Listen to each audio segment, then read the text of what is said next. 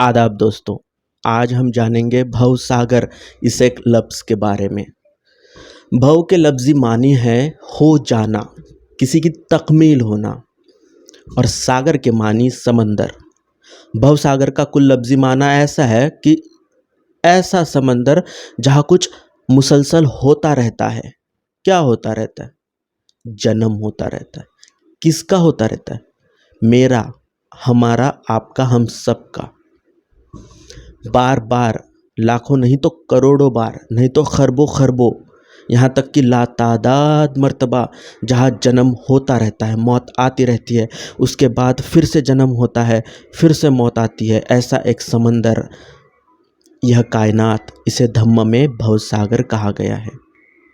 दोस्तों, आपके जहन में कभी न कभी इस बात पर सवाल तो आया ही होगा कि आदमी मरने के बाद कहाँ जाता होगा, इसके बाद क्या होता होगा।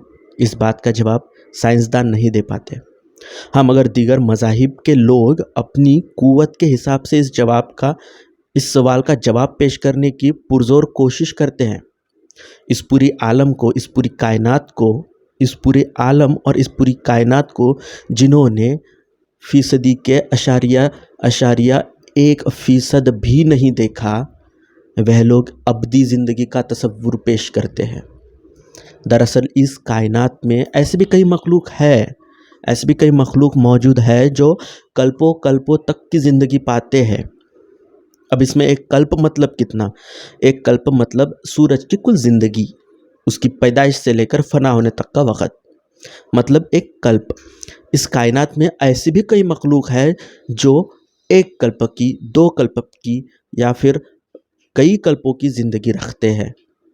उनके पास अपनी कुछ कुव्वतें होती है। चूँकि उनके सामने कई सूरज पनपे और कई सूरज फना हो गए, इस वजह से वे इस वहम-ओ-गुमान में रहते हैं कि उन्होंने ये सारी तख्लीक की है, ये सारी खल्कियत उनकी है।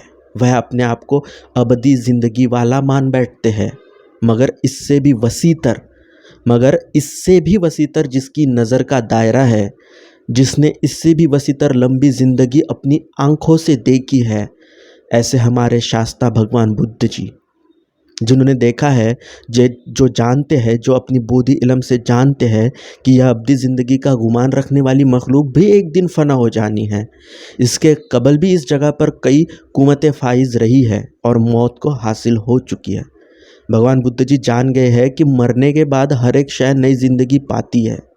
हर एक जानदार अपनी मौत के बाद नई जगह ज़िंदा पाता है। हर एक जानदार अपने मौत के बाद नई जगह ज़िंदगी पाता है। नया जिस्म, नई शनाख्त, नए वालिदैन, कभी इस मखलूक की शक्ल में तो कभी उस मखलूक की शक्ल में। बुद्ध जी अपने बोधि इल्म हासिल करने के बाद जान गए कि इस कहकशा में 31 किस्म के आलम हैं, जिसमें से हमारा इंसानी रहन बसन करने वाला धरती का एक आलम, इसी तरह 6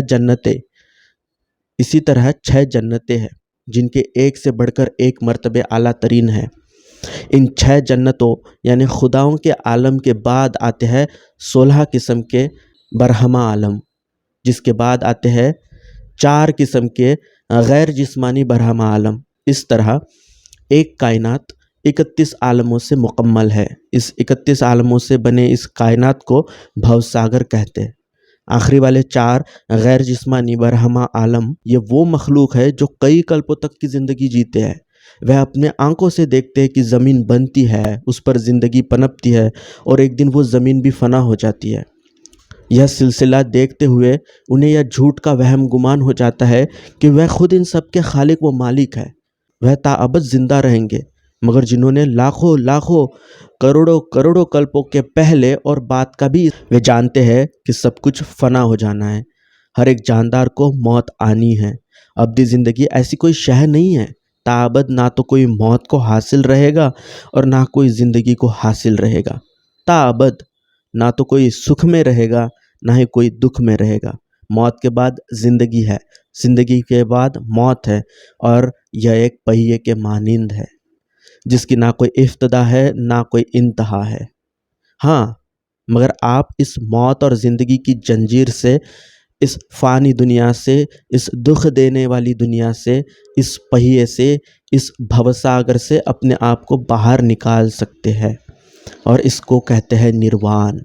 निर्वाण का रास्ता सिर्फ़ और सिर्फ़ भगवान बुद्ध जी बताते हैं। वह बोधि इल्म को हासिल है, वह सबसे आला है, वह सबसे अफ़ज़ल है, वह सबसे अकबर है, वह सब कुछ जानने वाले है।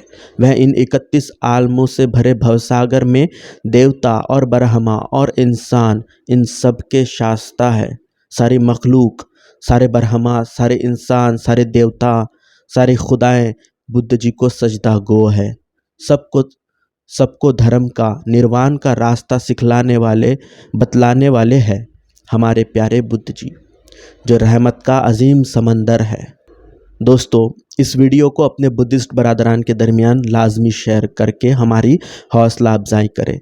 वीडियो को यकीनी लाइक और चैनल को सब्सक्राइब भी कीजिएगा। सबकी मुबारक बरकत हो। खुदाए आपकी हिफाजत करे। भवतु सब मंगलम, रखंतु सब देवता।